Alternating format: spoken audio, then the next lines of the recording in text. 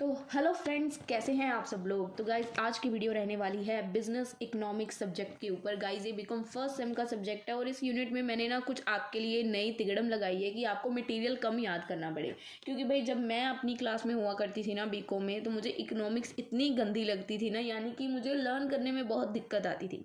तो आज की वीडियो कुछ स्पेशल रहेगी आप सबके लिए, क्योंकि इस वीडियो के अंदर हर चैप्टर का मैं कोशिश कर रही हूँ कि आपको एक ही क्वेश्चन करना पड़े और उस चैप्टर का अगर कुछ भी आए तो आप उस क्वेश्चन को अटेम्प्ट करो। वीडियो बहुत ज़्यादा धमाकेदार रहने वाली है और आपको समझ भी आएगी, बट अगर आप मेरी बातें ध्यान से सुनने वाले हो।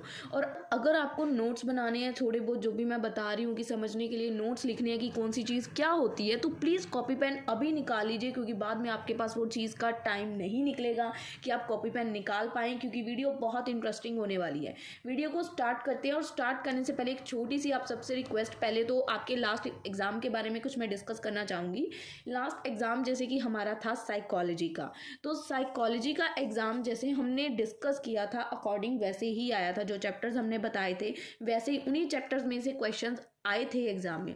बट कुछ बच्चे ऐसे थे जो सिर्फ नोट्स का रट्टा लगा के गए थे, मतलब उन्होंने कंसेप्ट को समझा नहीं कि क्या समझाया गया। क्वेश्चन बोल्ड करके आना ये नॉर्मल सी बात है कि उसी चैप्टर में से क्वेश्चन को घुमा के डाल देंगे या कोई और चीज़ पूछ लेंगे, बट क्वेश्चन आपको चैप्टर की नॉलेज थी तो उस क्वेश्चन के अंदर आप चैप्टर के बारे में कुछ भी लिख सकते हो, है ना। तो आपको चैप्टर की नॉलेज थी, बट आपने क्वेश्चन में रट्टा लगाया कि मैं तो फंक्शंस करके जा रहा हूँ, और वहाँ पे उन्होंने मैकेनिज्म पूछ लिए। आपको इतनी बात ही नहीं पता होगी कि फंक्शन और मैकेनिज्म सेम होते हैं।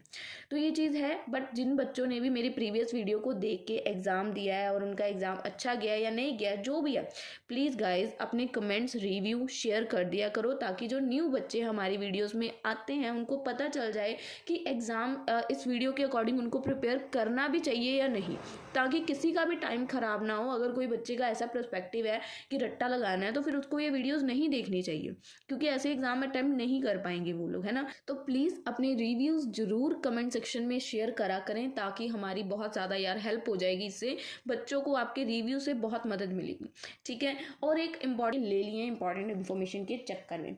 चलिए, अब की वीडियो बहुत इंपॉर्टेंट है, यानी कि यूनिट 1 के आपके 4 टोटल चैप्टर्स हैं। चारों में से एक एक क्वेश्चन पिछले 4 से 5 सालों से कंटिन्यूसली रिपीट हो रहा है, यानी कि चारों में से एक एक क्वेश्चन तो आना ही आना है। तो अगर जो मैं करवा रही हूँ इनके अलावा आपने कोई चैप्टर में से क्वेश्चन कर रखे हैं, then you can go for it, ठीक है। बट अगर किसी ने अभी तक हाथ भी नहीं ना लगाया तो वीडियो उसको बहुत मदद करेगी। तो हम इस वीडियो में कुछ आपको 3 चैप्टर्स के क्वेश्चन बताएंगे और कोशिश करेंगे पर चैप्टर 1 क्वेश्चन ही करवाएं, यानी कि टोटल 3 क्वेश्चन करेंगे और आपका यूनिट 1 कंप्लीट हो जाएगा, ठीक है। अगर किसी चैप्टर से मुझे लगा कि एक से ज़्यादा क्वेश्चन करने की ज़रूरत है तो मैं वो भी आपको बताऊंगी, बट कोशिश रहेगी कि एक ही क्वेश्चन से आपका पेपर अटेम्प्ट हो जाए। सबसे पहले बात करते हैं हमारा सबसे पहला chapter, theory of demand. Theory of demand का क्वेश्चन देखो कौन सा रिपीट हो रहा है। क्वेश्चन आ रहा है, डिफाइन करो लॉ ऑफ डिमांड क्या है, एक्सप्लेन करो why does the demand curve slope down, कि क्यों डिमांड की जो कर्व है स्लोप डाउन जा रही है राइट की तरफ, और इसकी मूवमेंट को डिस्कस करो, discuss movement along the demand curve and shift to the demand curve. तो ये क्वेश्चन 2023 में आया था। अब 2021 के क्वेश्चन को एक बार जरा रीड करना। पहले तो लिखना है लॉ ऑफ डिमांड, वो तो हम इसमें भी लिख रहे थे, और why does demand curve slope downward. तो यहाँ पे क्या था, यहाँ पे भी तो यही लिखा हुआ था ना, सेम क्वेश्चन। तो क्या हम ये मान सकते हैं कि दोनों का आंसर सेम लिख सकते हैं? जी हाँ, हम मान सकते हैं। उसके अलावा 2022 में क्वेश्चन आया था कि लॉ ऑफ डिमांड क्या है और इसकी वीकनेसेस क्या हैं। तो इसमें अब इसकी वीकनेसेस नहीं है, तो ऐसा कर सकते हैं कि इसी क्वेश्चन के आंसर को लिखें, साथ में थोड़ी उसकी वीकनेसेस ऐड कर दें। वीकनेसेस ये नहीं होंगी कि मैं 1-2 पॉइंट प्रोवाइड करूँगी, आपको काफ़ी लेंथी काफ़ी पॉइंट प्रोवाइड करूंगी कि आप लेंथ बढ़ा पाओगे, ठीक है। तो अब ये 3 क्वेश्चन पिछले 3 सालों में रिपीट हो रहे हैं। क्या हम इन तीनों का आंसर एक कंबाइन करके अगर बना दें आपके लिए इस वीडियो में, तो ये एक चैप्टर का एक क्वेश्चन और चैप्टर खत्म। तो आई होप आप इतना तो लर्न कर पाओगे कि एक क्वेश्चन करना है, और अगर अब ऐसे क्वेश्चन बोल्ड करके आए और आप कंफ्यूज हो जाओ कि पेपर में क्या लिखना है, जैसे अगर वीकनेसेस आ गई तो ऑब्वियस है ना, इस क्वेश्चन में हम वीकनेसेस एंड में लिख रहे हैं, तो इस क्वेश्चन में आप पहले मीनिंग लिखोगे, फिर उसकी एडवांटेज और उसकी डिसएडवांटेज या वीकनेसेस बताओगे, फिर आप ये चीज़ें बता दोगे क्वेश्चन की लेंथ बढ़ाने के लिए। क्वेश्चन कोई गलत नहीं करेगा आपका, तो ये चीज़ आपको ध्यान में रखनी है, ठीक है। चलिए क्वेश्चन की तरफ चलते हैं। लॉ ऑफ डिमांड क्या होता है? लॉ ऑफ डिमांड मतलब डिमांड डिमांड को बताता है कि कब हमारी डिमांड बढ़ती है, कब हमारी डिमांड कम होती है। डिमांड किसी गुड्स की डिमांड बढ़ना और घटना, ठीक है। द लॉ ऑफ डिमांड एक फंडामेंटल कंसेप्ट है इकोनॉमिक्स का, जो हमें बताता है कि ऑल अदर फैक्टर्स, जब डिमांड को देखते हैं ना, बाकी सारे फैक्टर्स कांस्टेंट हो जाते हैं। द क्वांटिटी जो डिमांड हो रही है गुड्स या सर्विसेज की, कब डिक्रीज होती है? जब हम कोई चीज़ खरीद रहे हैं, उसको खरीदना कम कब कर देते हैं? जब उसके प्राइस बढ़ जाते हैं। अगर इसकी सिंपल सी एग्जांपल दूं, पीछे टमाटर कितने महंगे हो गए थे, सबको पता था जब घर में आने बंद हो गए थे। तो प्राइस इंक्रीज हुआ, उसकी डिमांड डिक्रीज हो गई, लोगों ने बिना उसके टमाटरों के ही सब्जियां बनानी शुरू कर दी। तो क्वांटिटी डिमांड डिक्रीज कब होती है? जब उसका प्राइस इंक्रीज हो जाता है। और इसके ऑपोजिट अगर चलें तो इंक्रीज, अगर हमारा प्राइस किसी गुड्स का डिक्रीज हो जाता है, अगर गुड्स का किसी चीज़ का प्राइस, अब जैसे टमाटर के भाव घटे तो उसकी डिमांड वापस बढ़ गई। इसका वाइस वर्सा ये आएगा कि जब उसके प्राइस डिक्रीज हुए तो अगेन उसकी डिमांड बढ़ गई। सो इसका मतलब क्या है? देयर इज द इनवर्स, यानी कि इनवर्स रिलेशनशिप है, डिफरेंट रिलेशनशिप है दोनों के बीच में, प्राइस और क्वांटिटी डिमांड के बीच में।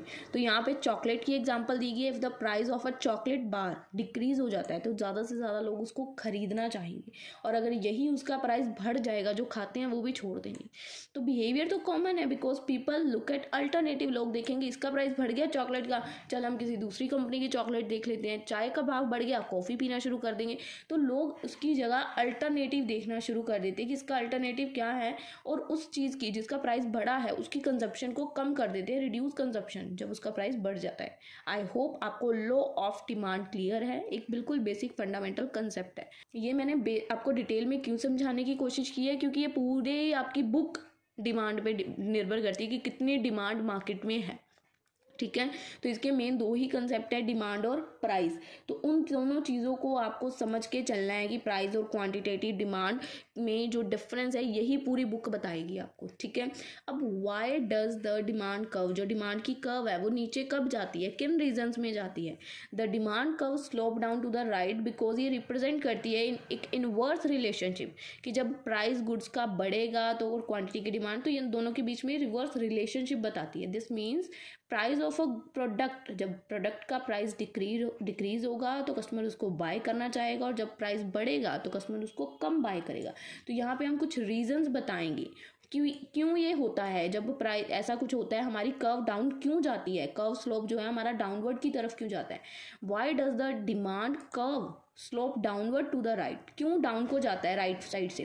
तो सबसे पहला रीज़न क्या है? Substitution effect. मैंने बताया चाय और कॉफ़ी, चाय का भाव बढ़ा तो लोग किधर जाएंगे?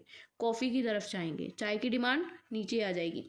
When the price of the product, चाय का प्राइस बढ़ गया, customer may switch to the substitute cheaper, जो भी उनको सिमिलर बेनिफिट्स प्रोवाइड कर रहा है। चाय का सिमिलर बेनिफिट कॉफ़ी देता है, ठीक है। तो यहाँ पे यही एग्जांपल है। आई थिंक प्राइस अगर चाय का इंक्रीज हो जाता है तो पीपल कॉफ़ी को बाय करेंगे, तो जो जिससे क्या होगी, चाय की डिमांड कम हो जाएगी।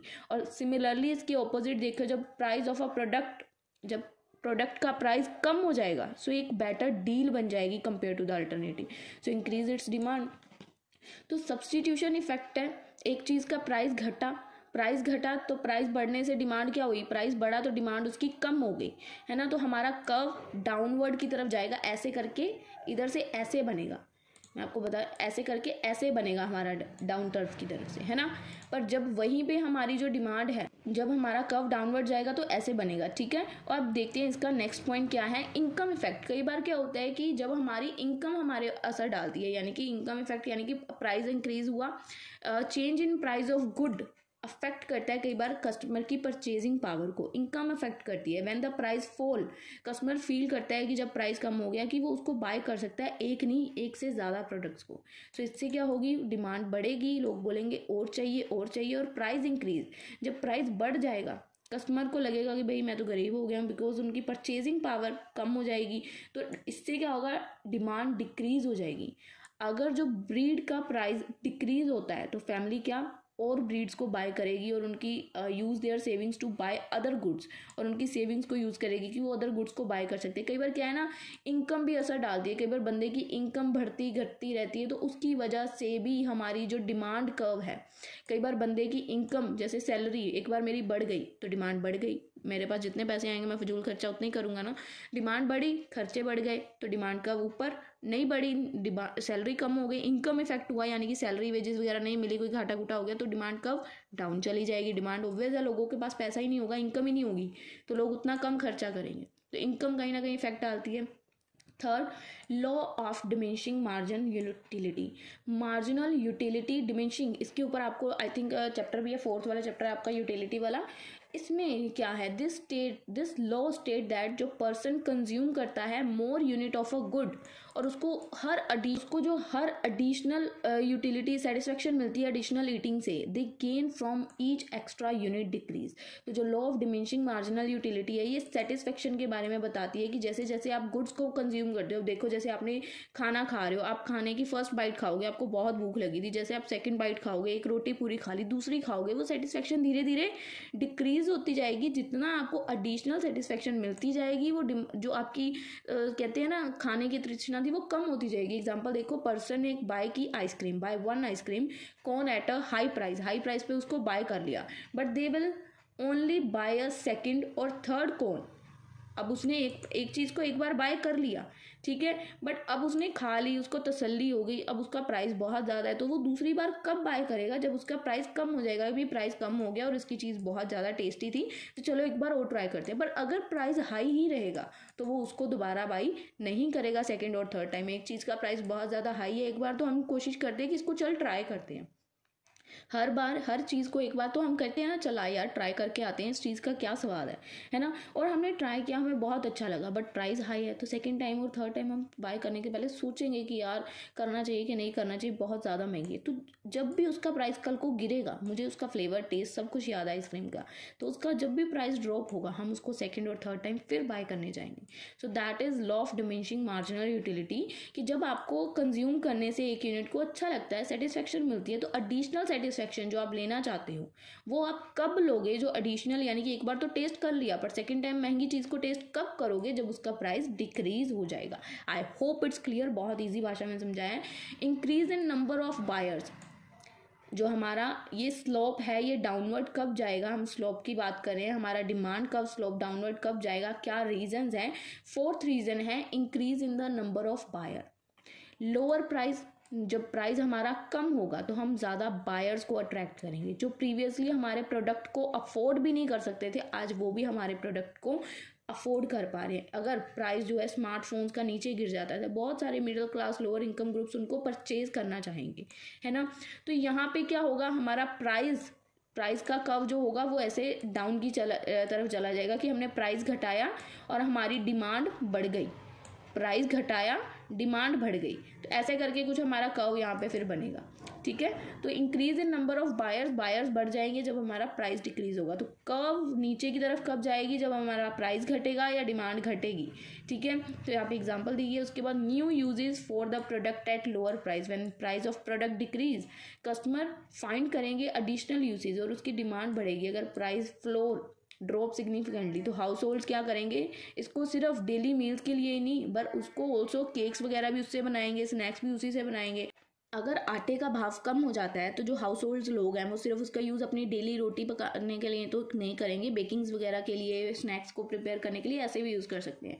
तो जैसे ही प्रोडक्ट का प्राइस लो जाएगा, उसकी डिमांड और बढ़ती जाएगी, और जब उन लोगों के मुंह में आटे के केक ऐसे स्नैक्स लग गए, तो फिर उसकी डिमांड बढ़ेगी। 6th, affordable luxury. कुछ गुड्स क्या होते हैं जिनका प्राइस अगर ड्रॉप होता है तो वो प्रोडक्ट्स असेसिबल हो जाते हैं लार्ज ग्रुप ऑफ पीपल के, जो उनको एक लग्जरी की तरफ देखते हैं।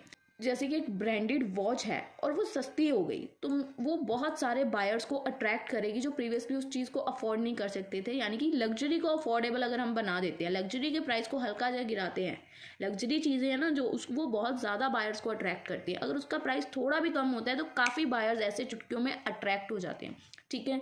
Psychological factor, customer often associate करते हैं कि जो लोअर प्राइस है वो एक बेटर बार्गेन है, लीडिंग टू इंक्रीज परचेज। यानी कि सेल्स और discount often result in higher demand. जब सेल्स मिलते हैं, डिस्काउंट मिलते हैं, तो उसकी वजह से क्या होता है, डिमांड बढ़ जाती है। और इवन जो आइटम्स कभी बिकती भी नहीं है वो भी बिकने लग जाती हैं। तो एक साइकोलॉजिकल फैक्टर है कि जब भी कहीं लगी होती है सेल और डिस्काउंट मिल रहा होता है, मोस्टली लोग क्या करते हैं, पैसे है नहीं है चल भाई चल के सामान खरीद आते हैं, चाहे वो मार्केट में ट्रेंडिंग भी नहीं है, सामान सस्ते में मिल रहा है, डिस्काउंट मिल रहा है, ले लेते हैं।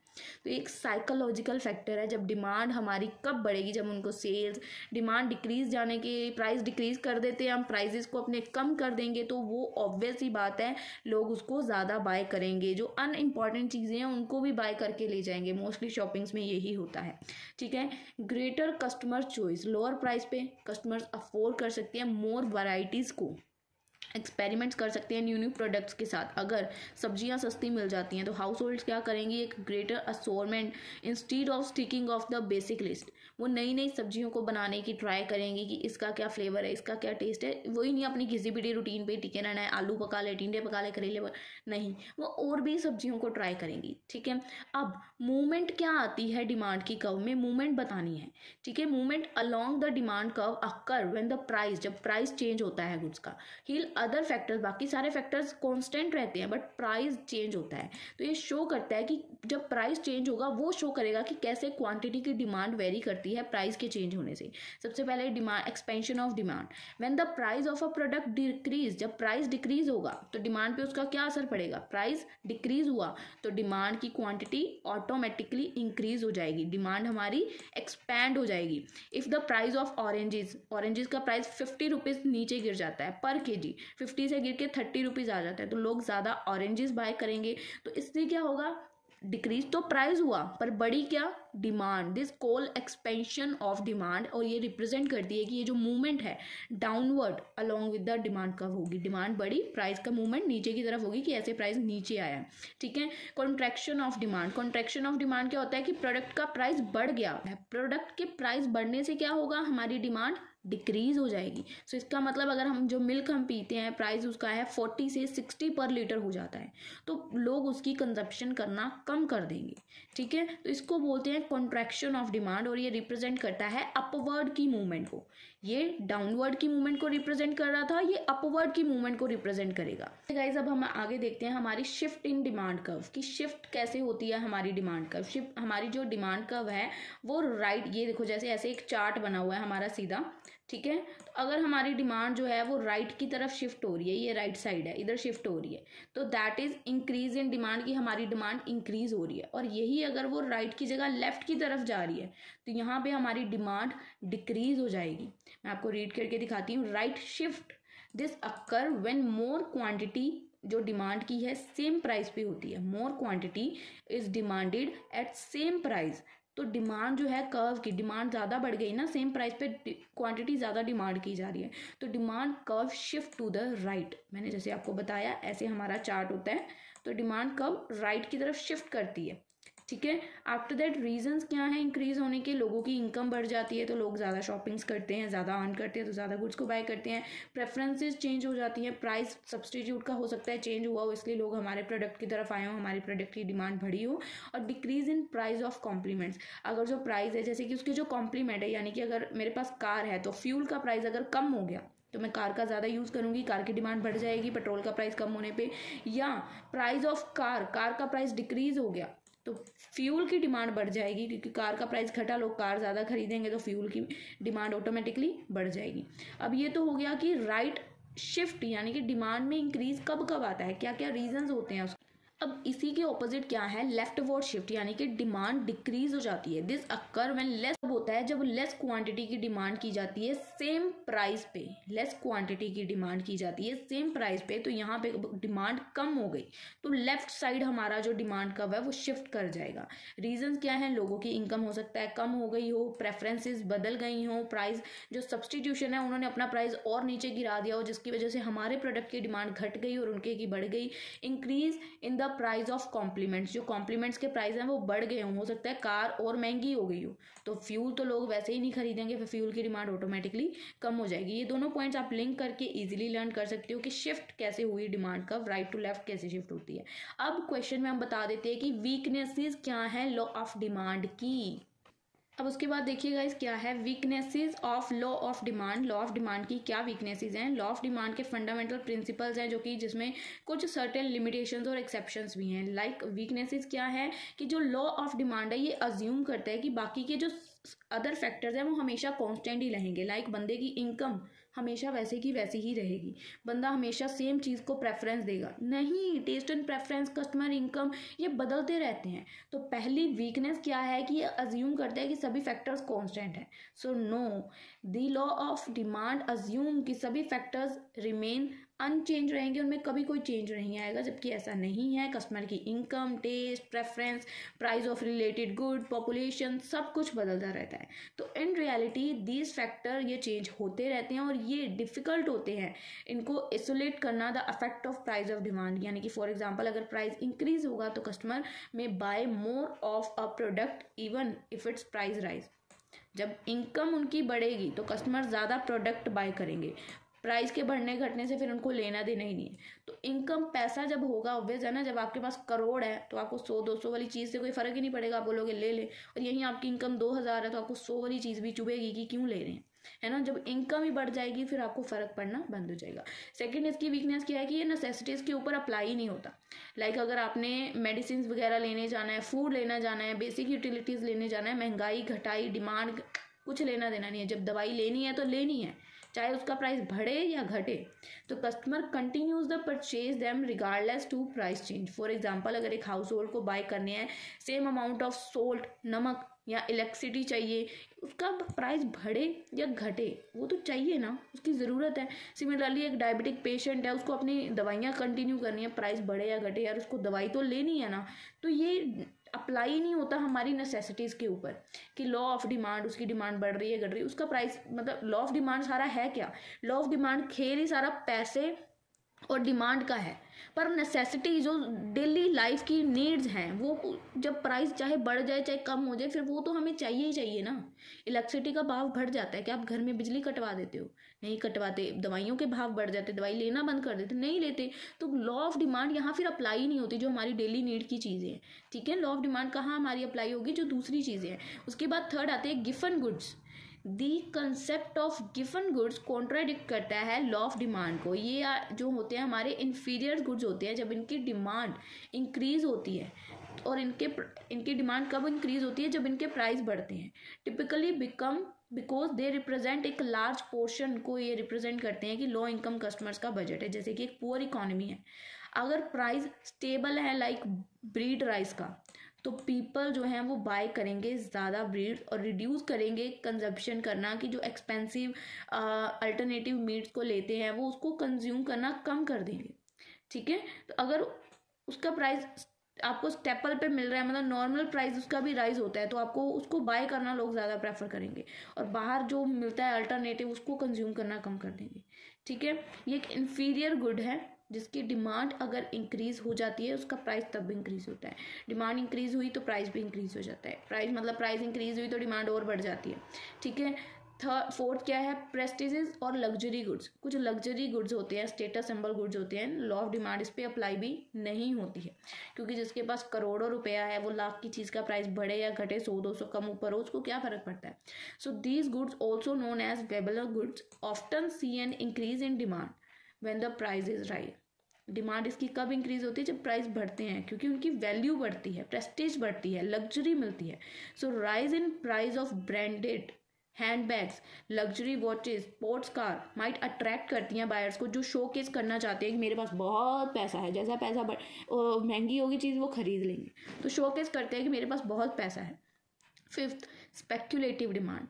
कई केसेस में क्या होता है, जब बायर एक्सपेक्ट करते हैं कि जो प्राइस है वो बढ़े इन द फ्यूचर, और they might purchase more even if the current price is high. जैसे कि आज हमने कोई रियल इस्टेट की एग्जांपल ले लो, प्रॉपर्टी वगैरह है, तो हम चाहते हैं कि उस चीज़ का फ्यूचर में प्राइस बढ़ना चाहिए क्योंकि हमने आज उसको उसके करंट प्राइस पे खरीद लिया है। तो इफ़ कस्टमर एक्सपेक्ट कि रियल इस्टेट प्राइस का जो प्राइस है वो राइज जाए, तो वो प्रॉपर्टी को बाय कर लेंगे करंट प्राइजेस पे, और वो सोच रहे हैं कि फ्यूचर में इसका प्राइस, तो ये स्पेक्यूलेटिव डिमांड है कि फ्यूचर में प्राइस बढ़ना चाहिए, इंक्रीज होना चाहिए। डज नॉट, अब यहाँ तक हमने ये पॉइंट्स देखे। अब does not, sixth weak weakness क्या है कि ये does not account for habitual और एडिक्टिव गुड्स, ये उनको भी काउंट नहीं करता है जो हमारा लॉ ऑफ डिमांड है, जो हमारी हैबिचुअल हैबिट है और एडिक्टिव गुड्स है। लाइक यहाँ पे एग्जांपल क्या दी गई है कि एक स्मोकर है, वो कंटिन्यू बाय कर रहा है सिगरेट्स को, चाहे उसका प्राइस बढ़ रहा है चाहे कम हो रहा है, तो उसको एडिक्शन है, ठीक है, तो उसका प्राइस से कोई लेना देना नहीं है, तो यहाँ पे भी ये अप्लाई नहीं होगा लॉ ऑफ डिमांड पर। लॉ ऑफ डिमांड की ये वीकनेस है, वो इन चीज़ों को मानता ही नहीं है कि बंदे की नॉर्मल हैबिट्स है, एडिक्शन है ना, वो देखते हैं प्राइस बढ़ रहा है घट रहा है, इन चीज़ों को देखते हैं। सेवंथ वीकनेस क्या है, लिमिटेड एप्लीकेबिलिटी होती है मोनोपोलिस्टिक में और ओलिगोपोलिस्टिक में।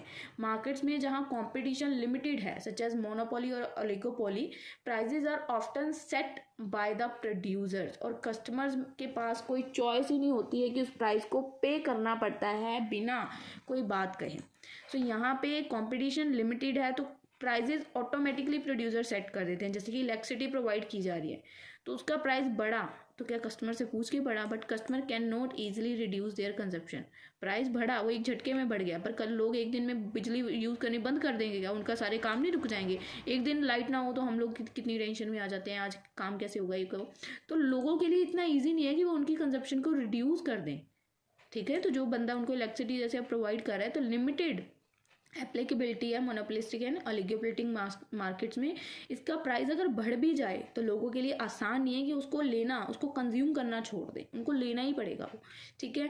8 बिहेवियरल एंड साइकोलॉजिकल फैक्टर है। लॉ ऑफ डिमांड बिहेवियर और साइकोलॉजिकल पे डिपेंड करता है। बिहेवियर इकोनॉमिक शो करते हैं कि इमोशंस हैबिट्स क्या हैं ड्यूरिंग फेस्टिवल सीजन, जैसे कि पीपल बाय करते हैं मोर एक्सपेंसिव गुड्स, जैसे कि डिस्पाइट करते हैं price hikes because of culture और इमोशनल रीजंस की वजह से, मतलब महंगी चीज़ें भी खरीद लेते हैं त्योहारों में, है ना। तो एक बिहेवियर है, साइकोलॉजिकल फैक्टर है कि जैसे दिवाली आती है तो कितना कुछ डेकोरेशन का सामान लाते हैं, लोगों को गिफ्ट देने के लिए लाते हैं, चाहे उनके प्राइस मतलब चढ़े हुए हैं। अब दिवाली पे मतलब अगर जाओ तो हर दुकान पे यार लूट ही मची होती है, प्राइस ज़्यादा लगा के देते हैं क्योंकि एक दिवाली होती है हर दुकानदार के लिए, है ना, जिसको वो अच्छे से लगाता है, तो वहाँ पे लोग एक्स्ट्रा खर्चे करते हैं। Impact of advertising and branding, even अगर उसका प्राइस प्रीमियम है स्मार्टफोन का, वो बढ़ जाता है तो लॉयल कस्टमर स्टिल उसको बाय करेंगे क्योंकि उसकी एक परसीव क्वालिटी है, ब्रांड की एक वैल्यू है, एडवर्टाइजिंग और ब्रांडिंग है उस पर एक चीज़ की, ठीक है। Ignorance of price change, minor increase अगर होता है ग्रोसरी के प्राइस में तो उसको अननोटिस कर दिया जाता है, ऑब्वियस है। तो यहाँ पे आप क्वेश्चन की समरी दे के क्वेश्चन वाइंड अप कर दोगे, चैप्टर 1 का क्वेश्चन यहीं पे कंप्लीट है,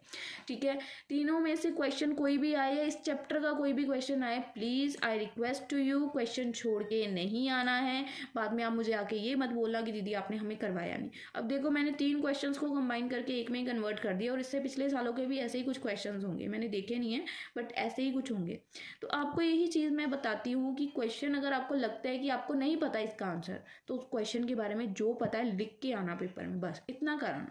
बाकी पास ना करना वो एग्जामिनर के ऊपर है, पर आप लिख के आओगे, छोड़ के नहीं आना है क्वेश्चन कोई भी, ठीक है। चलिए चैप्टर 2 की तरफ शिफ्ट करते हैं हम लोग। तो चलिए गाइज चैप्टर 2 की तरफ चलते हैं। चैप्टर 2 है हमारा इलास्टिसिटी ऑफ डिमांड। गाइज इस चैप्टर के मैंने बहुत ट्राई किया कि मैं आपको एक ही क्वेश्चन करवाऊँ, बट इस चैप्टर का ना कुछ क्वेश्चन में थोड़ा सा इफेक्ट आ रहा है, यानी कि किसी में आपको डिग्रीज पूछ रहे हैं। मुझे ये था कि मैं आपको वेरियस डिग्रीज और मेथड्स को एक ही कंबाइन कर दूँ, बट वो पॉसिबल नहीं हो पाया। चलो कोई नहीं, मैं आपको ईजी लैंग्वेज में समझाऊंगी, आपको क्लियर हो जाएगा। 2 या 3 क्वेश्चंस है, बट तीनों क्वेश्चंस आपस में इंटर रिलेटेड है। और अगला जो चैप्टर करेंगे उसका भी एक क्वेश्चन है, जैसे पहले चैप्टर का किया हमने एक क्वेश्चन, वैसे ही उसका भी है।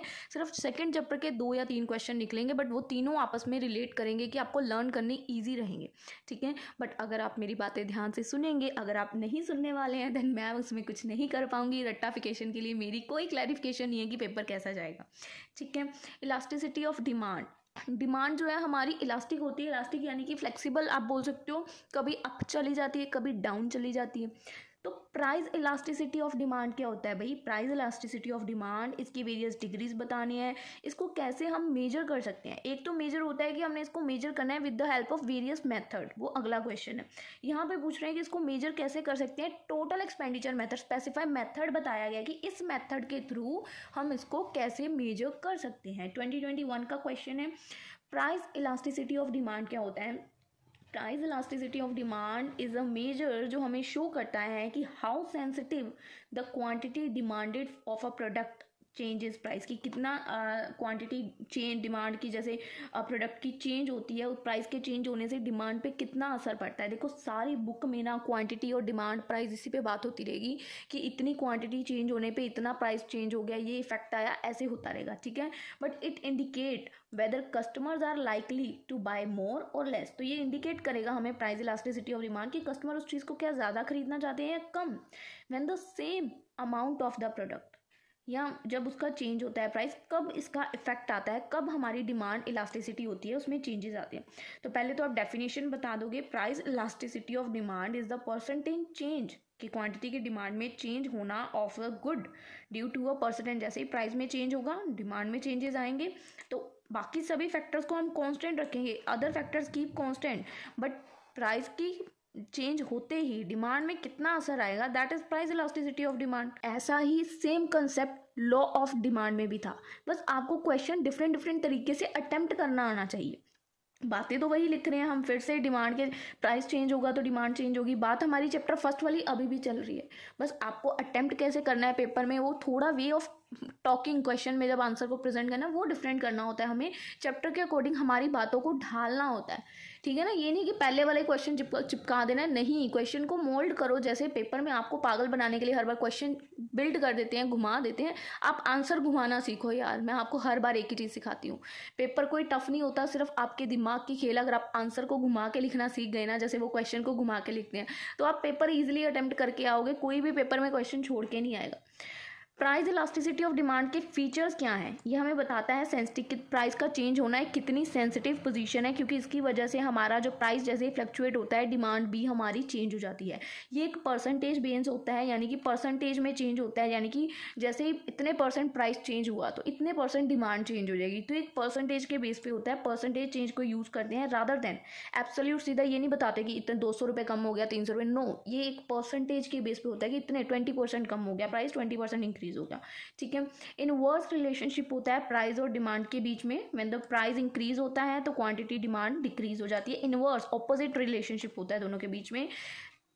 सेटरिस पेरिबस यानी कि अदर फैक्टर्स लाइक कि इनकम, प्रेफरेंस, इनको बस कांस्टेंट रखा जाता है, इनको कंसीडर नहीं किया जाता है। ये सोचते हैं कि हमेशा कांस्टेंट ही रहेंगी, जो लोगों की सैलरी है वो हमेशा 50,000 आती है तो आने वाले 50 सालों में वो 50,000 ही रहेगी। No, incomes are never constant. लोगों की प्रेफरेंसेस, लोगों की सोच, लोगों का नज़रिया बदलता रहता है, तो उसी के अकॉर्डिंग डिमांड चेंज होगी। तो फॉर्मूला क्या है प्राइस इलास्टिसिटी ऑफ डिमांड का, जितना परसेंट डिमांड में चेंज आएगा उतना परसेंट प्राइस चेंज होगा। परसेंट फॉर्मूला है प्राइस इलास्टिसिटी ऑफ डिमांड निकालने का कि कितने परसेंट क्वांटिटी डिमांड चेंज हुई हमारी, डिवाइडेड बाय कितना प्राइस चेंज किया था जिसकी वजह से इतनी क्वांटिटी चेंज हुई, ठीक है। तो ये डिवाइड में आएगा, तो ये फॉर्मूला है प्राइस इलास्टिसिटी ऑफ डिमांड का, कितने परसेंट क्वांटिटी चेंज हुई है इतना प्राइस चेंज करने पे, तो आंसर आ जाएगा कि प्राइस इलास्टिसिटी ऑफ डिमांड आपकी इतनी है। अब यहाँ पे क्वेश्चन में बोला गया कि आपको डिग्रीज बतानी है कि क्या क्या डिग्रीज हैं प्राइस इलास्टिसिटी ऑफ डिमांड की। यहाँ पे 5 डिग्रीज है प्राइस इलास्टिसिटी ऑफ डिमांड की, जो कि रेंज कहाँ से करती हैं, इलास्टिक से परफेक्टली इन इलास्टिक तक, इलास्टिक से लेके इलास्टिक डिमांड से लेके इन इलास्टिक डिमांड तक ये जाएंगी। आपको ग्राफ के थ्रू मैं आपको बहुत इजी लैंग्वेज में समझाऊंगी, ठीक। पहली आती है परफेक्टली इलास्टिक डिमांड, पूरी तरह से इलास्टिक है हमारी डिमांड जब, व्हेन अ स्मॉल चेंज, जब छोटा सा भी प्राइस में चेंज आता है और उसकी वजह से हमारी डिमांड मतलब लाखों करोड़ों तक नीचे गिर जाती है, इन्फिनिटी चेंज आ जाता है डिमांड में। प्राइस में बिल्कुल हल्का सा 1-2 रुपये का चेंज आया, डिमांड उसकी इतनी ज़्यादा कम हो गई या बढ़ गई, मतलब कह ही नहीं सकते। सो ये होती है परफेक्टली इलास्टिक डिमांड की, डिमांड में इन्फिनिटी ऑफ चेंज आना।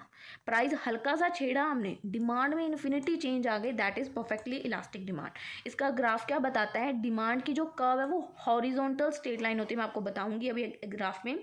इन स्लाइटली कॉम्पिटिटिव मार्केट, अगर एक सेलर प्राइस को रेज करता है तो ऑल बायर उसके कंपटीशन के पास चले जाएंगे, भी हम उसके पास जा रहे हैं, ठीक है। हल्का सा एक प्राइस में चेंज किया तो जितने भी बायर्स हैं सब बोलेंगे मैं तेरे कंपटीशन के पास जा रहा हूँ, that is price elasticity of demand. बिल्कुल एक देखो प्राइस इलास्टिसिटी ऑफ डिमांड बिल्कुल सीधी हॉरिजॉन्टल लाइन, यहाँ पे हमने लिखा ना द डिमांड कर्व, जो डिमांड है एक हॉरिजॉन्टल स्ट्रेट लाइन है, इन्फिनिटी है यानी कि ये, ठीक है।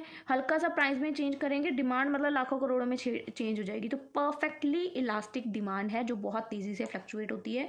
Second one is perfectly in elastic demand कि प्राइस ऊपर गया था, प्राइस हल्का सा चेंज किया, डिमांड बहुत ज़्यादा बढ़ गई। बट परफेक्टली इन इलास्टिक में ऐसा नहीं होता। जब quantity demand does not change, price के चेंज करने पे डिमांड में कोई असर ही नहीं पड़ रहा, नो मैटर कितना प्राइस आपने चेंज किया, डिमांड वहीं की वहीं टिकी हुई है। डिमांड कहती मैंने नहीं हिटना, तो that is perfectly in elastic, demand पे कोई असर ही नहीं हुआ। उधर ऊपर वाले में परफेक्टली में क्या था कि परफेक्टली डिमांड पूरी की पूरी चेंज हो गई, और इन इलास्टिक में डिमांड का एक पत्ता भी नहीं हिला। डिमांड बोल रही है मैं नहीं हिलने वाली, मेरी जैसे इलेक्ट्रिसिटी है, मैंने आपको पिछले क्वेश्चन में बताया था, बिजली है, उसका प्राइस बढ़ भी जाए उसकी डिमांड एकदम से रिड्यूस हो जाएगी, नहीं होगी। That is perfectly in elastic demand. ठीक है, जैसे कि यहाँ पे लिखा हुआ है लाइफ सेविंग मेडिसिन, उसके बाद अब देखो मेडिसिन ले लो, इलेक्ट्रिसिटी ले लो, ये लाइफ सेविंग है, चीज़ें हैं ऐसी हैं जिनकी एकदम से डिमांड रिड्यूस नहीं हो सकती। तो इसका जो डिमांड कर्व है उसकी एक वर्टिकल स्ट्रेट लाइन बनेगी ऐसे। ठीक है, तो ये परफेक्टली इन इलास्टिक है, यानी कि डिमांड बोल रही है मैं अपनी जगह से नहीं हिलूंगी। यहाँ पे क्या था, देखो ये डिमांड पहले यहाँ पे थी, फिर यहाँ पे, मतलब एक बहुत बड़ा चेंज आया डिमांड में। ठीक है, बट यहाँ पे डिमांड में कोई चेंज नहीं आएगा। थर्ड वन इज, पहले क्या था perfectly elastic, second perfectly in elastic second degree, third elastic demand. Elastic demand क्या होता है, मैंने स्मॉल चेंज इन प्राइस की वजह से लार्ज परसेंटेज क्वांटिटी डिमांड की चेंज हो गई, that is elastic. The demand curve relatively flatter करेगी लग्जरी गुड्स, जैसे कि यहाँ पे थोड़ा सा प्राइस में चेंज आया, कितने परसेंट उसकी डिमांड बढ़ गई, थोड़ा सा भी प्राइस कम किया। जैसे कि लग्जरी गुड्स होते हैं लाइक हाई एंड स्मार्टफोन्स या ब्रांडेड क्लोथ्स, हल्का सा प्राइस घटेगा ना, जितने भी लोगों की उस पर गंदी नज़र थी कि मुझे भी चाहिए मुझे भी चाहिए, वो भाग के जाएंगे मुझे दे दो। दैट इज़ हमारी डिमांड, एकदम से डिमांड में इतना फ्लक्चुएशन आएगा, एक माइनर से है, ये पहले पॉइंट की तरह परफेक्टली इलास्टिक डिमांड जो हमने की थी, बट यहाँ पे लग्जरी गुड्स के ऊपर ये लगता है इलास्टिक गुड डिमांड। ठीक है, तो ये आपकी प्राइस की डिमांड का डायग्राम ऐसे बनेगा। ठीक है, उसके बाद इन इलास्टिक डिमांड, जब प्राइस चेंज होगा स्मॉलर गुड्स लाइक नेसेसिटीज वगैरह में, डिमांड इसकी तो हिलने ही नहीं वाली।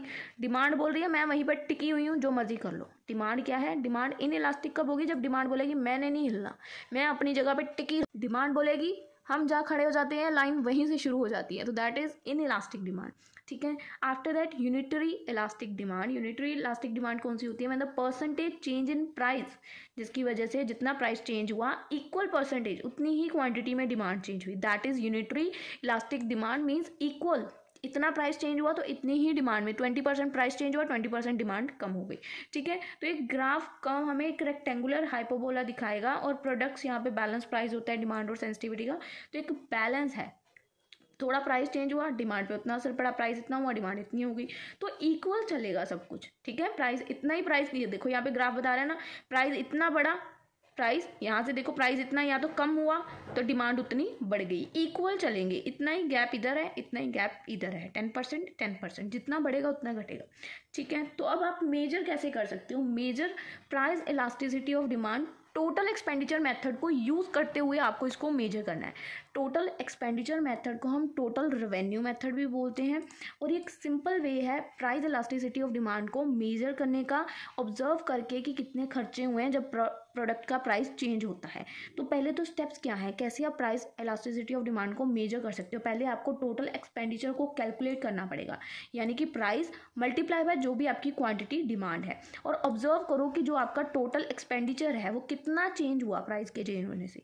आपका टोटल एक्सपेंडिचर कितना चेंज हुआ प्राइस के चेंज होने पे। अगर जो आपका टोटल एक्सपेंडिचर है वो ज़्यादा इंक्रीज हो गया, जैसे ही प्राइस डिक्रीज हुआ, तो डिमांड, आपका टोटल एक्सपेंडिचर बढ़ गया डिमांड प्राइस के कम होने से, तो डिमांड इलास्टिक है, demand is elastic. Total expenditure बढ़ गया प्राइस के घटने से, जब प्राइस टोटल एक्सपेंडिचर डिक्रीज हो गया और प्राइस भी डिक्रीज हो गया, तो that is in elastic demand की डिमांड बोली मैं नहीं अपनी जगह से हिलने वाली। और तीसरा, टोटल एक्सपेंडिचर कांस्टेंट रहा, तो जो डिमांड है वो मतलब इक्वल रहा है, यूनिटरी इलास्टिक है। ठीक है, अब यहाँ पे आप एग्जांपल दे सकते हो, एक रीड कर लीजिएगा, इजी सी है। यहाँ पे आप ग्राफिकली बता सकते हो कि टोटल एक्सपेंडिचर इनका क्या रिलेशनशिप है, प्राइस क्वांटिटी और डिमांड का टोटल एक्सपेंडिचर के साथ। टोटल एक्सपेंडिचर के साथ इनका क्या रिलेशनशिप है, quantity demand total expenditure elasticity बता सकते हो।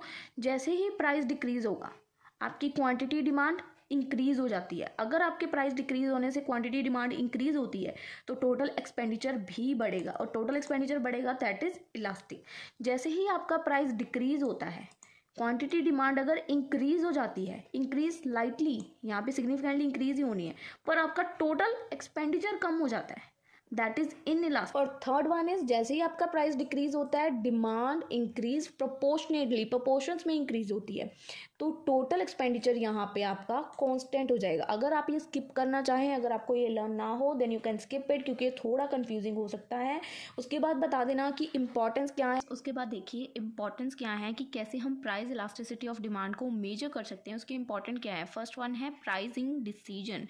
Pricing decision price elasticity of demand की इंपॉर्टेंस बता रहे हैं ना, तो ये हमें प्राइसिंग डिसाइड करने में मदद करती है कि क्या ऑप्टिमल प्राइस होना चाहिए जिससे हमें मैक्सिमम से मैक्सिमम रेवेन्यू हो सके। टैक्सेशन पॉलिसीज़ को डिसाइड करने में मदद करती है।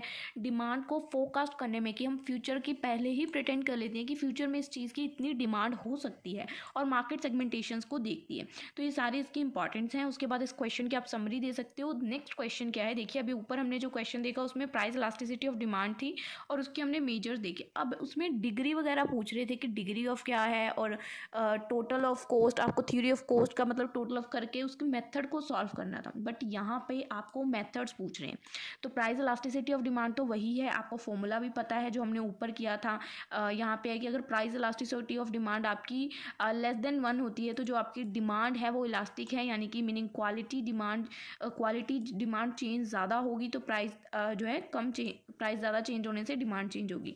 और अगर हमारी प्राइस इलास्टिसिटी ऑफ डिमांड में 1 ग्रेटर है तो हमारी डिमांड यानी कि इन इलास्टिक है, यानी कि डिमांड वहीं पे स्टेबल है। डिमांड बोल रही है मैंने नहीं हिलना, डिमांड में कुछ खास चेंजेस नहीं हुए, और इक्वल है तो दोनों इक्वली चेंज हुए हैं, यूनिटरी इलास्टिक है। मेथड्स क्या है, मेथड्स की बात करते हैं। पहला मेथड है परसेंटेज मेथड। ये मेथड मोस्टली यूज़ होता है प्राइस इलास्टिसिटी ऑफ डिमांड को कैलकुलेट करने के लिए। फॉर्मूला क्या है कि कितने परसेंटेज चेंज हुआ डिमांड में डिवाइडेड बाय कितने परसेंट प्राइस में चेंज हुआ। तो कैलकुलेट कैसे करोगे, पहले इस फॉर्मूले में आपको क्या क्या चाहिए कि कितनी क्वांटिटी चेंज हुई और कितना प्राइस, और क्वांटिटी को निकालने के लिए कि कितनी परसेंटेज ऑफ क्वांटिटी है, तो इसको निकालने का फॉर्मूला है न्यू क्वांटिटी माइनस जो आपको ओल्ड क्वांटिटी गिवन होगी divide by old quantity multiply by 100। और अगर आपको प्राइस निकालना है तो उसका फॉर्मूला है new price minus old price divided by old price multiply by 100। तो सब्सटीट्यूट करोगे जब आपकी ये दोनों वैल्यूज़ निकल आएंगी, स्टेप 1 और स्टेप 2, तो दोनों वैल्यूज़ निकल आएंगी, उनको इस फॉर्मूले में पुट ऑन कर दोगे प्राइस इलास्टिसिटी ऑफ डिमांड निकालने के लिए। तो यहाँ पे एग्जांपल के थ्रू सॉल्व किया हुआ है, पहले क्वांटिटी निकाली है, फिर प्राइस निकाला और फिर उसको फॉर्मूला में पुट कर दिया। ये -20, ये 20, तो 20 -20 डिवाइडेड बाय 20 -1। तो इंटरप्रिटेशन क्या आई कि प्राइस इलास्टिसिटी ऑफ डिमांड -1 आया, जिसका मतलब है हमारी डिमांड यूनिटरी है, यानी कि इक्वल है। जितना प्राइस कम हुआ उतनी डिमांड बढ़ गई, इक्वल है। टोटल एक्सपेंडिचर मेथड, ऊपर वाले क्वेश्चन में हमने जो डिग्री बताई थी उसमें हमने टोटल एक्सपेंडिचर मेथड सिर्फ एक्सप्लेन किया था, तो मुझे नहीं लगता अब ये दोबारा समझाने की ज़रूरत है। ऊपर वाले क्वेश्चन में हमने टोटल एक्सपेंडिचर मेथड किया है। ये मेथड एग्जामिन करता है कि क्या रिलेशनशिप है टोटल एक्सपेंडिचर और प्राइस के बीच में। टोटल एक्सपेंडिचर अगर हमारा इंक्रीज होता है तो प्राइस डिक्रीज हो जाता है, that mean demand is elastic. Total expenditure अगर हमारा डिक्रीज होता है तो प्राइस भी डिक्रीज होता है, तो that is demand is in elastic. तो हमने क्वेश्चन ऊपर भी एग्जैक्ट चीज की है। थर्ड है हमारा point method, that is geometric method. The point method is used to measure elasticity at a special point on the demand curve. इसका फॉर्मूला क्या होता है कि प्राइस इलास्टिसिटी जो लो सेगमेंट है हमारी डिमांड कर्व का डिवाइडेड बाय अपर सेगमेंट। तो आप इसके स्टेप्स के थ्रू इसको भी एग्जांपल में सॉल्व करके बता सकते हो। थर्ड है हमारा arc method. Arc method calculate करता है elasticity between a 2 demand curve. 2 demand curve के बीच में इलास्टिसिटी, आर्क होता है ऐसे टेढ़ा सा बना होता है, ऐसे करके ऐसे बना होता है टेढ़ा सा, ठीक है। तो हमें एक एवरेज मेजर प्रोवाइड करता है। इसका फॉर्मूला क्या है, change in delta average quantity, और ये डिवाइड में इसके ये आएगा, ठीक है। तो इसकी एग्जांपल देखिए आप इसको सॉल्व कर सकते हो। यहाँ पे कुछ चीज़ें आपको मेथड्स हैं जो लर्न भी करने पड़ेंगे। रेवेन्यू मेथड यानी कि अर्निंग मेथड, टोटल रेवेन्यू, जो ये मेथड एनालाइज करते हैं कि कितना टोटल रेवेन्यू चेंजेस हुए प्राइस के चेंज होने थे। अगर प्राइस गिरता है रेवेन्यू इंक्रीज हो जाता है। बातें हर बार वही घूम रही हैं, प्राइस गिरेगा डिमांड बढ़ेगी, ठीक है। तो आपको समझनी है types of price elasticity of demand. सबसे पहले क्वेश्चन में मैंने आपको डिग्री करवाई थी प्राइस इलास्टिसिटी ऑफ डिमांड की, सबसे पहले क्वेश्चन में लॉ ऑफ डिमांड में, कि degrees of elasticity of demand ये है perfectly elastic, perfectly in elastic, relatively elastic, exact वही है। आप चाहो तो ऊपर वाली यहाँ पे लिख सकते हो with the help of diagram, यहाँ पे लिख के डायग्राम दे सकते हो, लेंथ इंक्रीज कर सकते हो यहाँ पे टाइप्स में, ठीक है। तो ये मैंने ऊपर आपको करवा दी है तो मैं दोबारा नहीं करवाऊंगी। 5 पॉइंट्स डिग्री के मैंने आपको पहले क्वेश्चन में करवाए थे कि डिग्री क्या है, तो वही पॉइंट्स हैं। इंपॉर्टेंस क्या है, बिजनेस प्राइसिंग डिसीजन में मदद करती है, गवर्नमेंट पॉलिसीज में, ये भी हमने ऊपर देखे। तो यहीं पे क्वेश्चन खत्म है। मैंने बोला ना चैप्टर 2 के क्वेश्चंस कहीं ना कहीं आपको पुराने टॉपिक से ही लिंक करेंगे। बुक को एक सार एक वीडियो में कराने का मोटिव ही यही होता है कि आप टॉपिक्स को लिंक कर पाओ, ताकि आपको समझ आ पाए कि सारी बुक में बात एक ही चल रही है, डिस्कशन एक ही टॉपिक पे कर रही है सारी बुक। तो चलिए नेक्स्ट क्वेश्चन देखते हैं। तो चलिए गाइज नेक्स्ट क्वेश्चन देखते हैं। नेक्स्ट क्वेश्चन क्या है, डिफाइन इलास्टिसिटी ऑफ डिमांड बतानी है। अब ऊपर हमने अभी तक देख रहे थे कि प्राइस इलास्टिसिटी ऑफ डिमांड क्या है, बाकी सारा कुछ ऊपर ही है कि कैसे आप प्राइस इलास्टिसिटी ऑफ डिमांड को मेजर कर सकते हो with the help of any 3 method आपको यहाँ पे बताने हैं। ऊपर अभी तक मैंने आपको जो भी डेफिनेशन करवाई वो प्राइस इलास्टिसिटी ऑफ डिमांड की थी, यहाँ इलास्टिसिटी ऑफ डिमांड पूछ रहे हैं तो बच्चे कंफ्यूज हो जाएंगे। तो मैंने अलग से यहाँ पे लिख दिया है, इलास्टिसिटी ऑफ डिमांड जो है वो मेजर करती है कि कितना सेंसिटिविटी है, मतलब सेंसिटिव है कि कितनी क्वांटिटी चेंज होने पे जो प्रोडक्ट के चाहे प्राइस वगैरह पे फर्क पड़ता है। How sensitive the quantity demand of a product is through the change, अगर इनमें से कोई भी फैक्टर चेंज होता है लाइक प्राइस, इनकम या रिलेटेड गुड्स थे, तो कितनी मतलब हमारी डिमांड कितनी ज़्यादा सेंसिटिव है कि वो चेंज हो जाती है छोटे से छोटे चेंज से। सो इंडिकेट करती है कि how much the demand of a product will rise, की कितनी डिमांड बढ़ेगी कितनी गिरेगी जब इनमें से किसी भी फैक्टर में हल्का सा भी चेंज होगा। That is elasticity of demand. Elasticity of demand में सिर्फ प्राइस की बात नहीं होती, price, income and other related goods सारे आ जाते हैं। और प्राइस इलास्टिसिटी ऑफ डिमांड का जब हम मीनिंग करते हैं तो हम सिर्फ डिमांड को प्राइस के साथ कंपेयर करते हैं, बट इलास्टिसिटी ऑफ डिमांड में इन सभी फैक्टर्स को आते हैं, और इन सभी में से सबसे ज़्यादा कॉमन टाइप की जो डिमांड है वो प्राइस इलास्टिसिटी ऑफ डिमांड ही है। तो इसका फॉर्मूला आगे जो आपने फर्स्ट सेकंड क्वेश्चन अभी तक आपने इस बुक में से जो भी पढ़ा है या सेकंड चैप्टर का जो भी क्वेश्चन है, ठीक है, कि कैसे प्राइस को मेजर करते हैं और क्या इसके 3 मेथड्स हैं। ये 2023 में क्वेश्चन आया, बट प्रीवियस 2 क्वेश्चन जो अभी हमने इस वीडियो में किए सेम वही क्वेश्चन, क्योंकि यहाँ पे आपको इलास्टिसिटी के नहीं पूछ रहे, प्राइस इलास्टिसिटी के ही मेजर पूछ रहे हैं कि कैसे डिमांड को मेजर करोगे। सो पुराने क्वेश्चन से पिक कर लीजिएगा।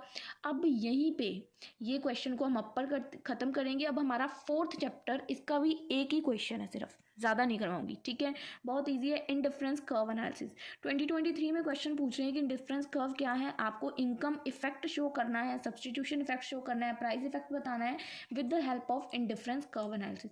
यहाँ पे देखो क्वेश्चन कैसे घुमा के पूछा हुआ है, एक्सप्लेन करना है आपको, प्राइस इफेक्ट को एक्सप्लेन करना है with the help of indifference curve approach के साथ।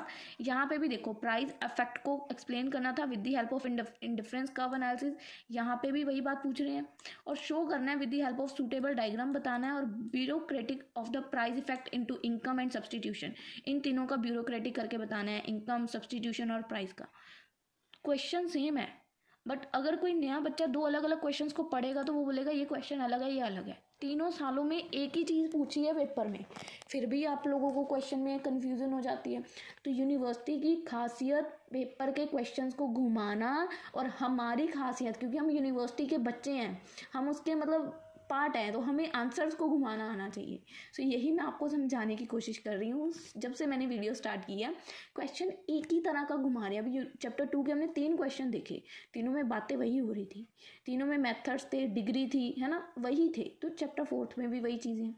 हर चैप्टर का क्वेश्चन एक ही घूम रहा होता है और हर चैप्टर का एक ही आंसर होता है, बस आपको समझना है, ठीक है। हो सकता है ये चीज़ मैं यूनिट 2 में ना करवा पाऊँ आपको, क्योंकि यूनिट 1 में मैंने इतना ईजी कर दिया, यूनिट 2 के हो सकता है क्वेश्चन थोड़े ज़्यादा हों, बट यूनिट 1 अच्छे से कर लेना भाई। यूनिट 1 के पासिंग मार्क्स आप बना सकते हो इजीली, एक चैप्टर से एक क्वेश्चन इजीली निकल रहा था तो मैंने बनवा दिया आपको। अब इंडिफरेंस कर्व होता क्या है, इंडिफरेंस कर्व रिप्रेजेंट करती है एक ग्राफिकल रिप्रेजेंटेशन को, डिफरेंट कॉम्बिनेशन ऑफ 2 गुड्स, जब कस्टमर को 2 चीज़ों से सेम तरह का सेटिस्फेक्शन मिल रहा है। यानी कि अगर मैंने 2 तरह के, यानी कि मैंने एप्पल्स ले लिए और बनानाज ले लिए, यहाँ पे एग्जांपल होगी, मैं आपको एग्जांपल के थ्रू अगर समझा पाऊँ, नहीं है यहाँ पे नीचे है वो एग्जांपल्स, और जब क्वेश्चन करेंगे शायद।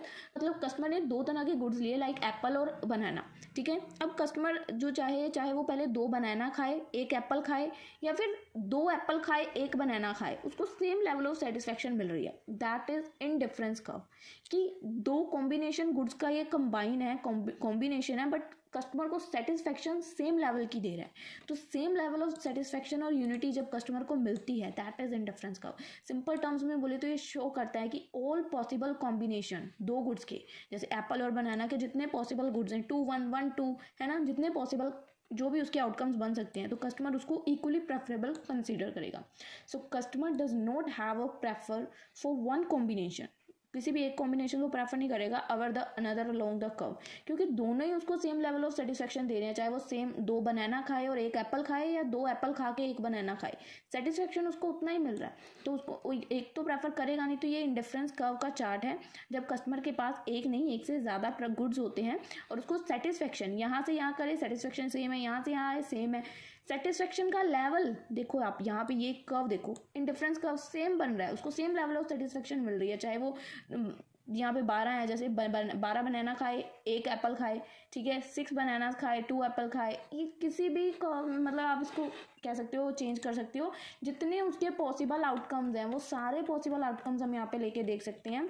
तो आप जैसे भी आपको सही लगे आप उसको ऐसे करेंगे तो ये गलत नहीं होगा। कि करेक्टरिस्टिक्स क्या है, करेक्टरिस्टिक्स क्या है डिफरेंस कर्व के, कि ये डाउनवर्ड बिल्कुल डाउन आ रहा है, नीचे से ऊपर से नीचे उसकी सेटिस्फेक्शन डाउनवर्ड स्लोपिंग होती है। Indifference curve typically slope downward from left to right, show करता है कि customer have more of one good, कि एक गुड से ज़्यादा उसके पास गुड्स हैं, दे विल नेस नीड, उनको फिर need less of the other goods to maintain the same level of satisfaction, तो उनको बाहर के गुड्स की ज़रूरत ही नहीं पड़ेगी, हमारे ही गुड्स उनके पास एक से ज़्यादा हैं जो उनको same level of satisfaction provide कर रहे हैं। Convex to the region, indifference curve एक कन्वेक्स है ओरिजिन का, और ये जो कन्वेक्स है ये शेप करता है हमारे प्रिंसिपल्स को, diminishing marginal rate of substitution को, और जो हमारा कस्टमर है ये गिव अप कर देता है कि मतलब जैसे मैंने 2 बनानास लिए उसके बदले में अपना 1 एप्पल, 2 बनानास दे के 1 एप्पल ले लिया या 1 एप्पल दे के 2 बनानास ले लिए, है ना, तो कस्टमर गिव अप करता है, give up more of one goods, they require increasingly larger amount of other goods to stay equally satisfy. जैसे कि मुझे लग रहा है कि मैंने बनानास खाए तो मैं सेटिस्फाई ज़्यादा हो रही हूँ, तो मैं बनानास ले लूँगी उनसे, अपने मेरे पास जो भी होंगे अगर फ्रूट्स हैं जो भी जिसके भी एक्सचेंज में हो तो हम उसको एक्सचेंज कर लेंगे।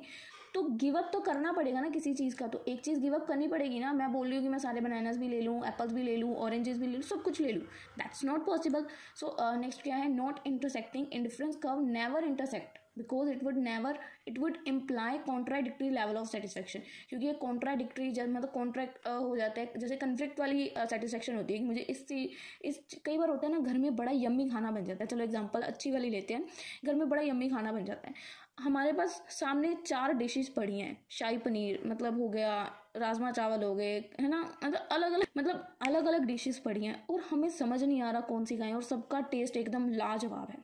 तो कॉन्ट्राडिक्टरी, अब हम चाहे जो भी सब्जी खाएं, जो भी खाना खाएं, सारे हमारे फेवरेट हैं, सबसे हमें सेम लेवल ऑफ सेटिस्फेक्शन मिल रही है, तसल्ली मिल रही है खाने के बाद, तसल्ली मतलब मज़ा आ रहा है कि ऐसी जीभ बोली कि मतलब मज़ा ही कर दिया।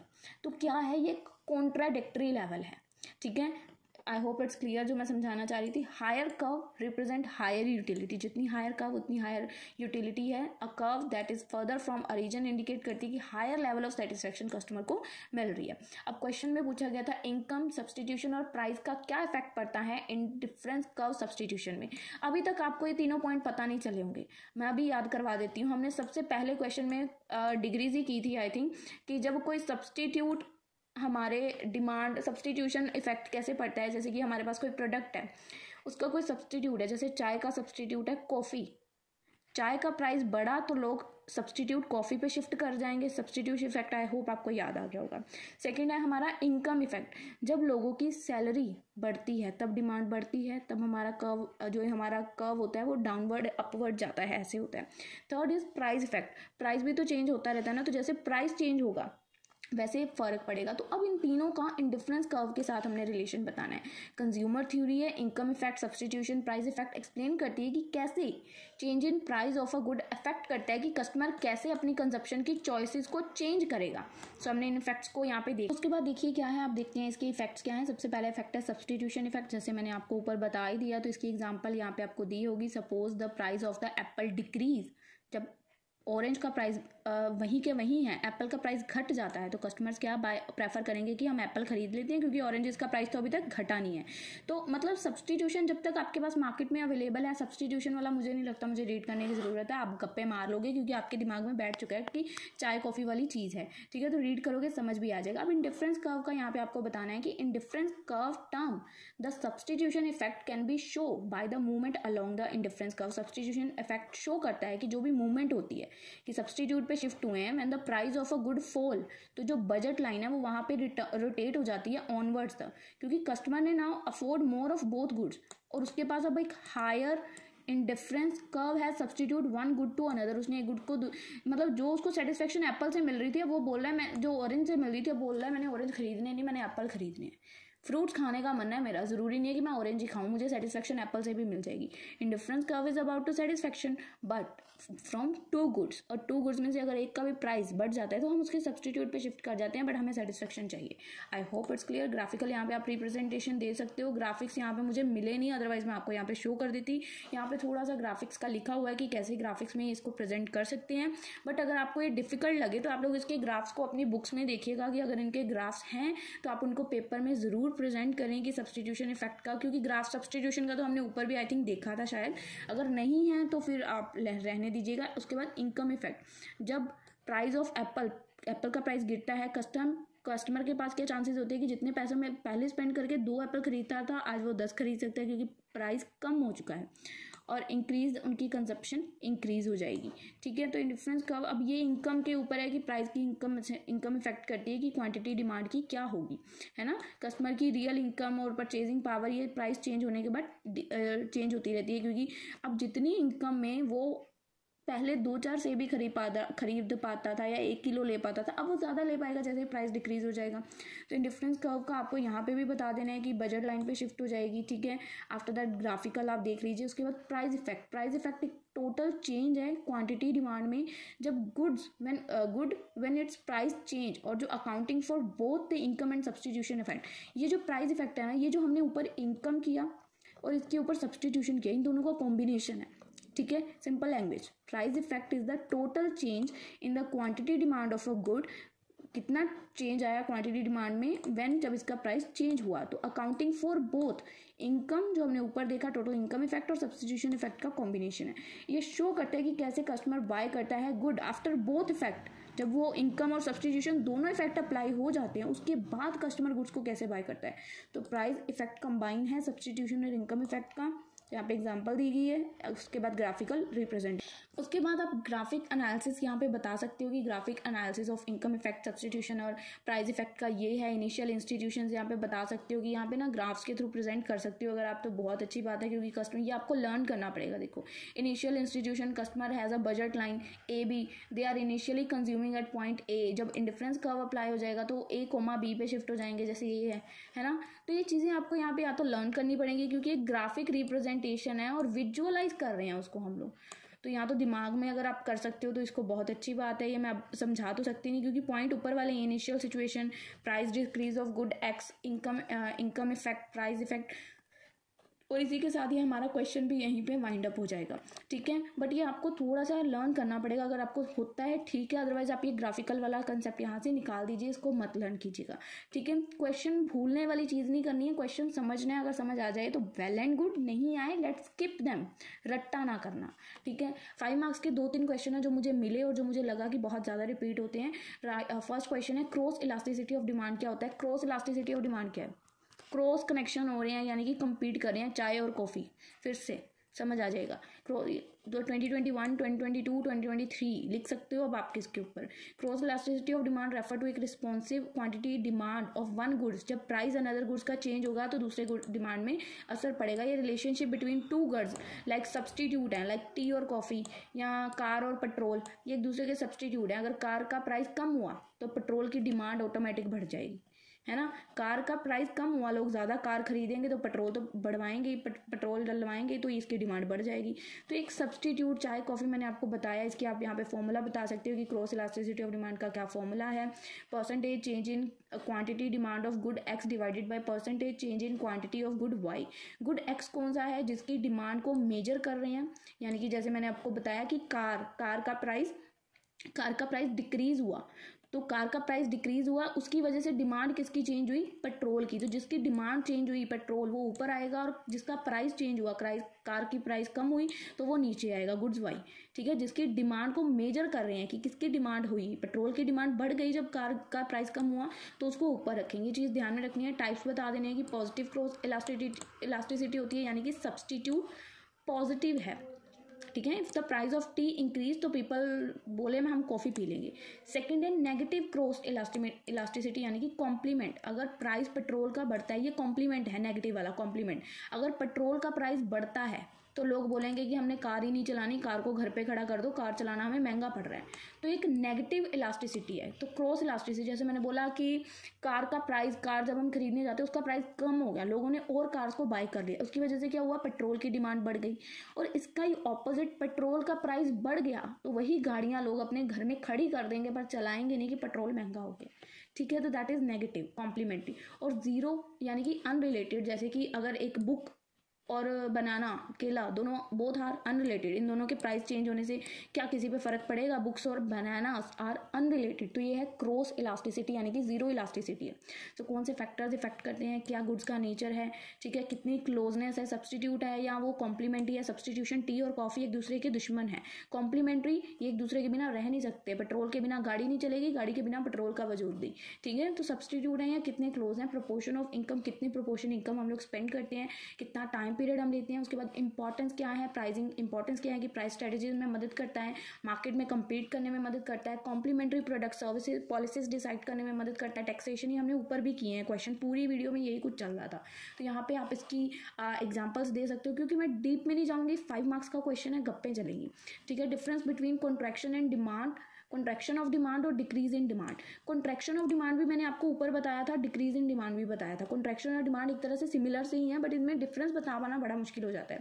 पहले तो बताओ कॉन्ट्रैक्शन ऑफ डिमांड क्या होता है। कॉन्ट्रैक्शन ऑफ डिमांड वो सिचुएशन होती है जब quantity demand, contraction of demand क्या सिचुएशन होती है जब क्वांटिटी डिमांड की गुड्स की डिक्रीज हो जाती है, डिमांड डिक्रीज हो जाती है क्योंकि उसका प्राइस बढ़ गया है। सबसे पहले देखिए कॉन्ट्रैक्शन ऑफ डिमांड क्या होता है। Contraction of demand refers to a situation जहां जो क्वांटिटी डिमांड है हमारे गुड्स की, जब डिमांड कब डिक्रीज होती है, जब उसका प्राइस इंक्रीज हो जाता है। और यहाँ पे हम अज्यूम करते हैं कि बाकी अदर फैक्टर्स सारे के सारे कॉन्स्टेंट है, लाइक उसकी इनकम और प्राइस डिफेक्ट सब कुछ। It is a movement along the same demand curve. तो इसके फीचर्स बता देने। प्राइस की डिमांड जब डिक्रीज होती है, कब डिक्रीज होती है, जब उसका प्राइस इंक्रीज होता है, that is contraction of demand. इसके आप फीचर्स बता दोगे। कारण क्या है, only by the increase in the price of the goods. कारण क्या है कॉन्ट्रैक्शन ऑफ डिमांड का, डिमांड के डिक्रीज, कॉन्ट्रैक्शन यानी कि डिक्रीज ऑफ डिमांड है, ये भी डिक्रीज, पर इनमें थोड़े से माइनर डिफरेंस है। इसका कारण क्या है कि सिर्फ प्राइस के चेंज होने से ही ये चेंज होता है। और जो हमारा डिक्रीज इन डिमांड है ना, उसमें हमारे अदर फैक्टर्स कांस्टेंट नहीं होते। इसमें हम अज्यूम करते हैं कि हमारे सारे फैक्टर्स कांस्टेंट है।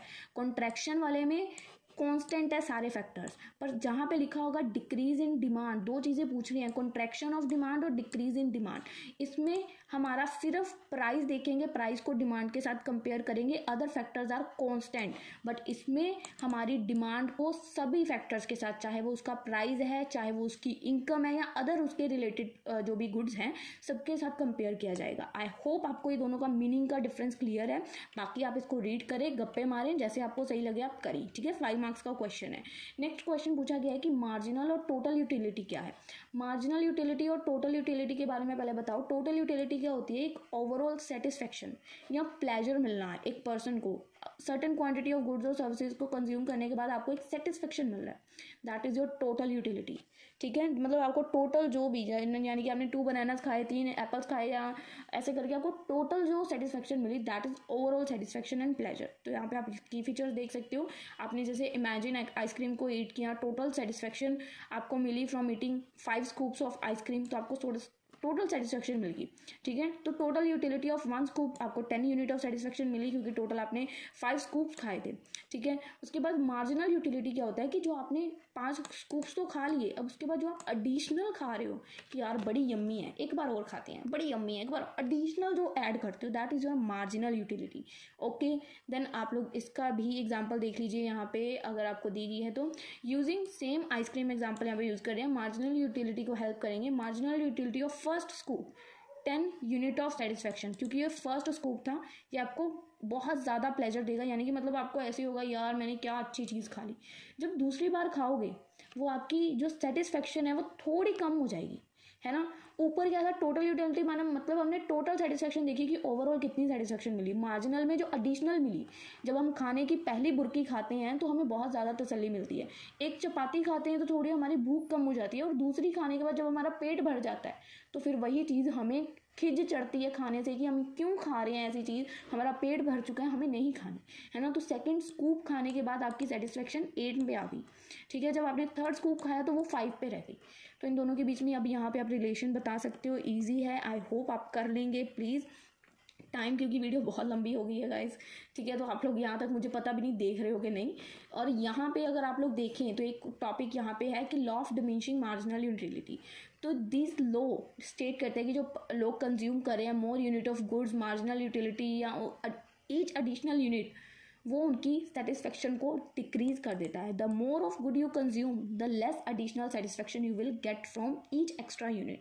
जितना बाइट्स आप लेते जाएंगे आपकी सेटिस्फेक्शन उतनी कम होती जाएगी। फर्स्ट स्लाइस आय हाय हाय क्या मज़ा आ गया, सेकेंड स्लाइस स्टिल सेटिस्फाई पर थोड़ा कम हो जाएगा, पहले वाले से कम, और फोर्थ और फिफ्थ तक तो बिल्कुल ही नील, ठीक है। तो यही चीज़ अगला क्वेश्चन भी बताता है कि तो यही चीज़ अगले क्वेश्चन में भी है कि law of diminishing marginal rate of substitution, चाय के बदले कॉफ़ी, कॉफ़ी के बदले चाय, सब्सटीट्यूशन के बारे में बताना है यहीं पे आपने, ठीक है। तो आप लोग इस क्वेश्चन को रीड कर लीजिएगा, 2023 में 5 मार्क्स में आया है। प्लीज़ रीड करके जाइएगा। क्वेश्चन ये नहीं है कि मैंने रीड नहीं करवाई तो आप करेंगे नहीं, क्योंकि 5 मार्क्स के क्वेश्चन है, जंप करेंगे। और वैसे भी आपका चैप्टर का बेस सेटल डाउन हो चुका है। तो यहीं पर हमारा ये यूनिट 1 हो जाएगा जी वाइंड अप। और आई होप आप लोगों को ये वीडियो अच्छे से क्लियर है। मैंने अपनी पूरी कोशिश की है कि आसान से आसान भाषा में और वीडियो को जितना हो सके आसान रखूँ। बाकी आपको कितना समझ आया कमेंट सेक्शन में ज़रूर बताएं। आपके रिव्यूज़ प्लीज़ ज़्यादा से ज़्यादा शेयर करा करें, बाकी बच्चों की मदद हो जाएगी। So that's all about today's video. I hope you like it. मिलेंगे आप लोगों से हम लोग अपनी अगली वीडियो में, तब तक के लिए स्टे ट्यून।